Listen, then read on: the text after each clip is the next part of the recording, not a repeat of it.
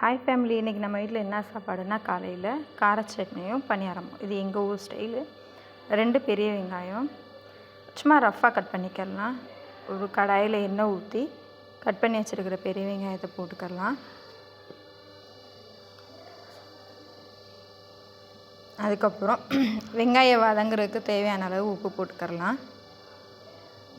நான் கல் உப்பு யூஸ் பண்ணுறேன், தூள் உப்பு யூஸ் பண்ணிக்கலாம். இப்போ வெங்காயம் நல்லா வதங்கணும்.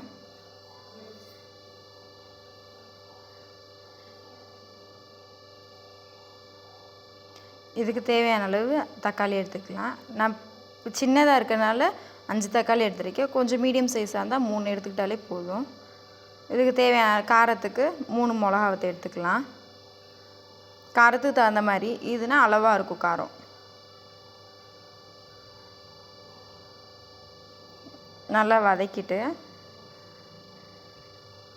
கொஞ்சம் வதங்கும் போதே நம்ம கட் பண்ணி வச்சுருக்கிற தக்காளியும் ஆட் பண்ணிக்கிறலாம்.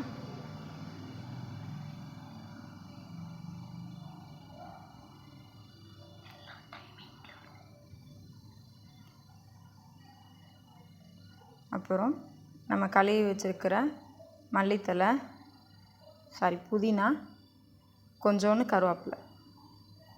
மல்லித்தலை இருந்தால் அதுவும் ஆட் பண்ணிக்கலாம், நான் இல்லாதனால போடலை. அப்புறம் 2 வெள்ளைப்பூடு, அதுவும் போட்டுக்கலாம். அது வீடியோவில் காட்டலை நான்.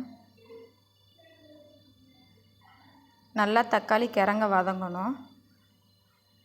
தக்காளி நல்லா வதங்கினதுக்கு பின்னாடி ஒரு தட்டில் மாற்றிட்டு நல்லா ஆற வச்சுட்டு மிக்ஸி ஜாரில் போட்டு கிரைண்ட் பண்ணிட வேண்டியது தான்.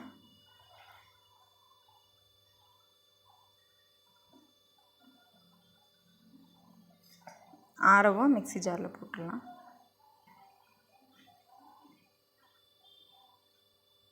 இது ரொம்ப ஃபைனாக அரைக்கணும்னு இல்லை, கொஞ்சம் கொரன்னு இருந்தாலுமே நல்லா தான் இருக்கும். கொஞ்சம் கொரனே அரைச்சிக்கோங்க. தண்ணி தேவைப்படாது, தக்காளியில் இருக்க தண்ணியே போதும்.